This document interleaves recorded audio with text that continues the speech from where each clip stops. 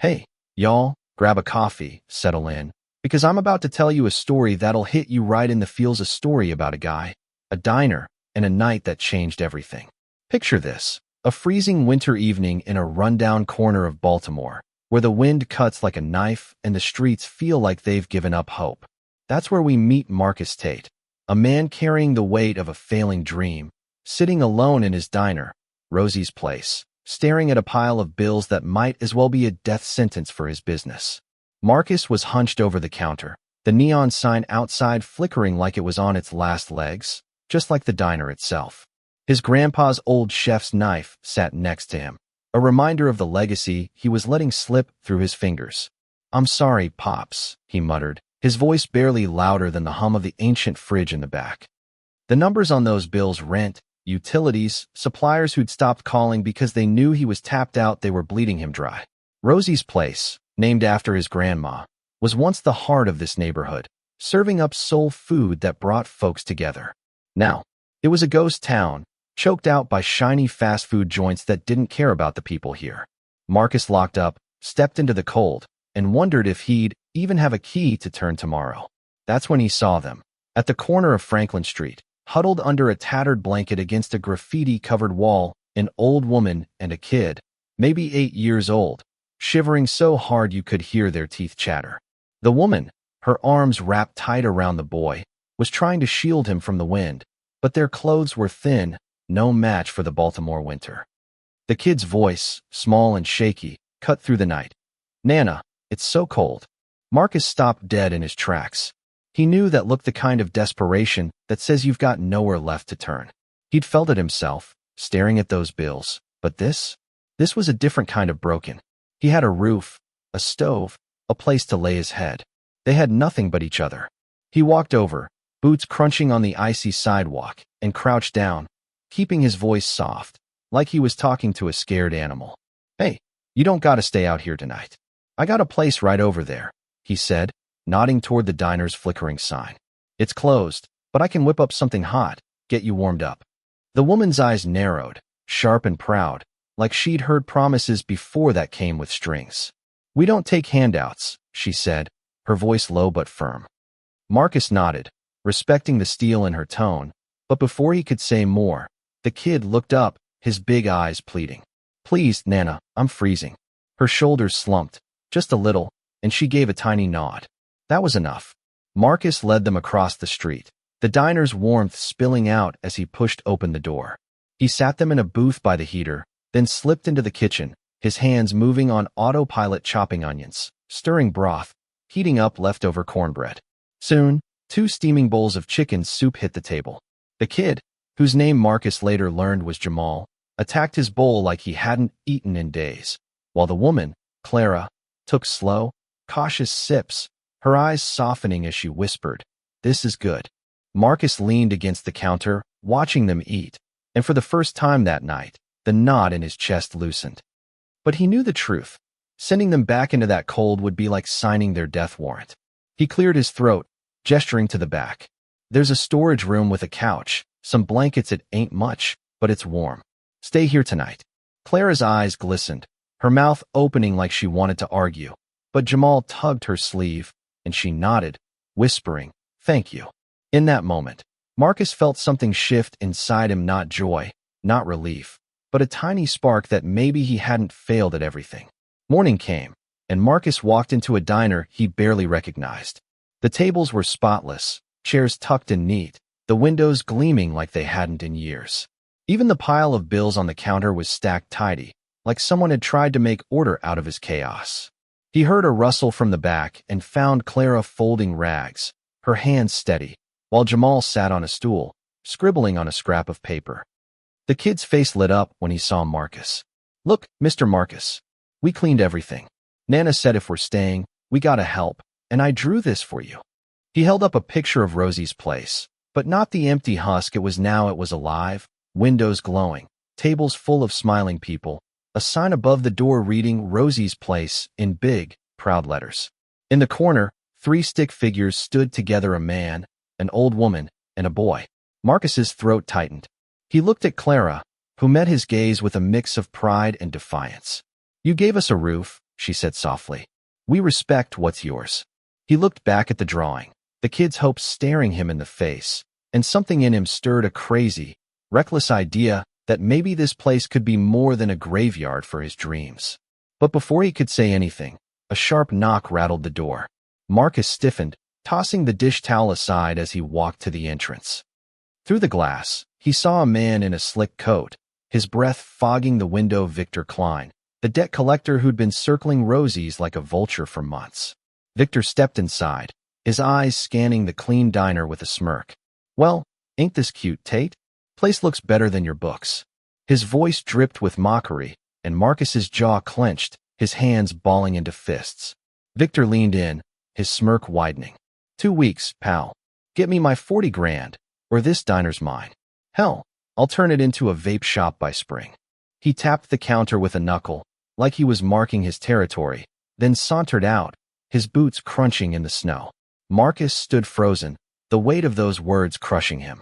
Behind him, Clara stepped into the doorway, her sharp eyes catching the tremble in his hands. Jamal peeked out, his voice small.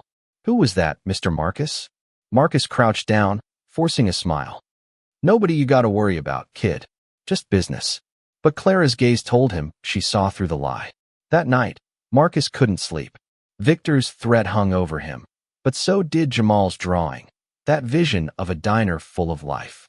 He got up at dawn, his mind racing with a plan a long shot, but he had to try.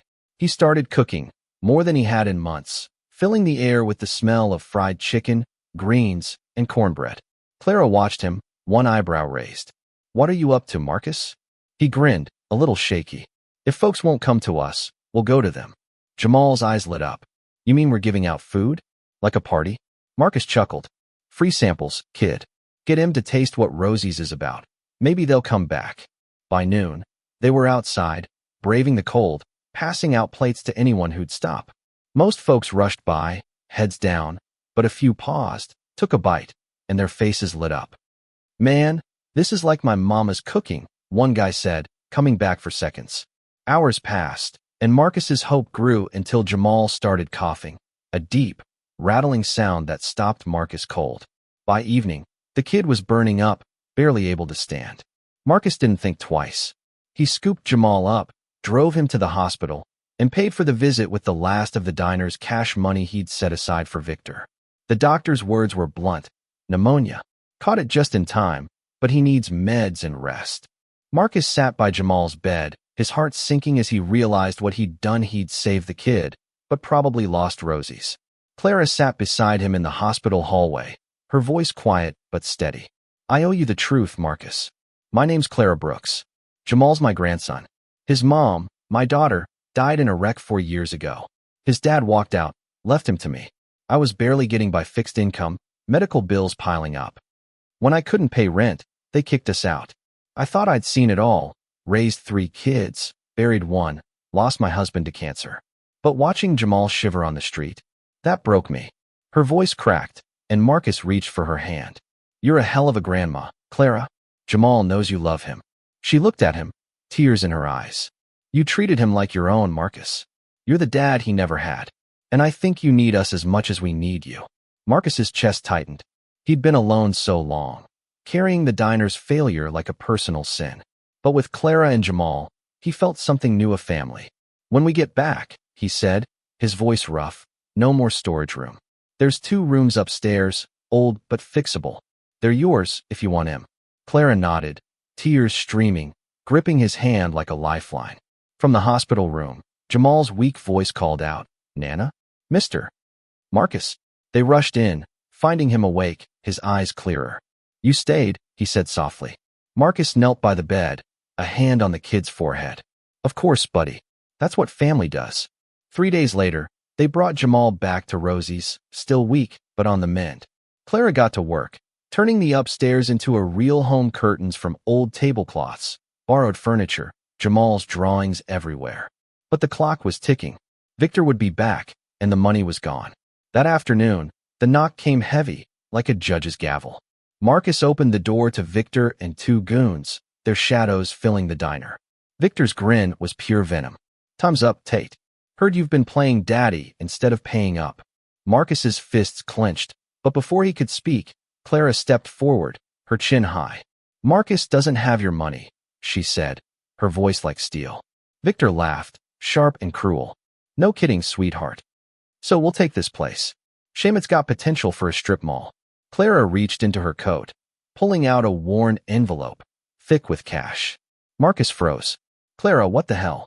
She held his gaze, her voice trembling but sure. "My daughter's accident, there was a settlement for Jamal's future. I've carried it for years, afraid to touch it. But this place, this family we're building, this is his future." She turned to Victor, her eyes blazing. "How much?" He smirked, eyeing the envelope. 40 grand. Let's call it 50, for my trouble." Clara didn't flinch. She pulled out the bills, 50,000, every cent she had, and counted them out. "Take it," she said, "and don't come back." Victor's grin faded as he counted the money, his eyes flickering with something like respect. "Debt's clear," he said finally. "Place is yours." He paused, glancing at them. Hell of a thing, sticking together like that. Then he was gone, his goons trailing behind. The diner felt different after that lighter, like it could breathe again. Marcus sank into a booth, staring at Clara. "Why? That was everything you had." She sat across from him, her hands folded. "No, Marcus. All we had was each other. This," she gestured to the diner, Jamal's drawings on the walls, the rooms upstairs. "This is home now." From upstairs, Jamal called down. "Nana, are we still here?" Clara's face broke into a smile, the first real one Marcus had seen. "Yeah, sweetheart," she called back. "We're all still here." Word spread fast. Folks heard how Marcus gave his last dime to save a kid, how Clara gave her life savings to save Rosie's. The diner became more than a place to eat, it was a sanctuary. Old-timers brought their grandkids, construction workers made it their lunch spot, college kids came for cheap meals that tasted like home. Marcus opened early on Saturdays, serving free breakfast to anyone who needed it: homeless guys, single moms, lonely folks looking for company. Clara took over the books, stretching every dollar, turning the back room into a community space where kids did homework and neighbors swapped stories. One night, after a busy day, she looked at Marcus and said, "Your grandpa would be proud. This place is hard again." 3 months later, Rosie's place was the soul of the neighborhood. On Christmas, they opened the doors to anyone with nowhere to go, the room filled with laughter and plates of turkey and cornbread. Jamal, now healthy, ran around greeting everyone, his joy contagious. After closing one night, he dragged Marcus upstairs to a scrapbook he and Clara had made full of photos, thank you notes, and Jamal's drawings. "This is us," Jamal said, pointing to a picture of the three of them on Christmas, surrounded by neighbors. "This is our family restaurant." He flipped to a new drawing, the diner with a sign that read, Tate Brooks Family Restaurant. Marcus's eyes stung. "When do you make that, kid?" Jamal grinned. "I didn't yet, but I will. We're a family now, so it needs all our names."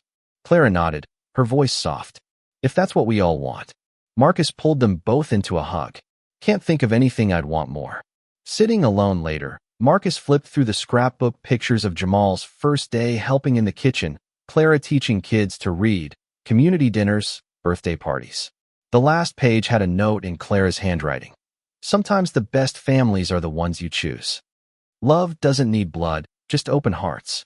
He looked out at the neon sign, glowing steady now, and knew Rosie's wasn't just his grandpa's dream anymore. It was a place where people found what they needed most: belonging. But here's the thing, y'all, stories like this make you wonder. Was Clara right to give up her savings, her safety net, for a diner that might still fail? Was Marcus reckless, spending his last dollar on a kid he barely knew? And what about Victor, just a guy doing his job, or a vulture preying on a struggling man's dream? Drop a comment. Tell me what you think about sacrifice, community, or even the fights we face in our own neighborhoods.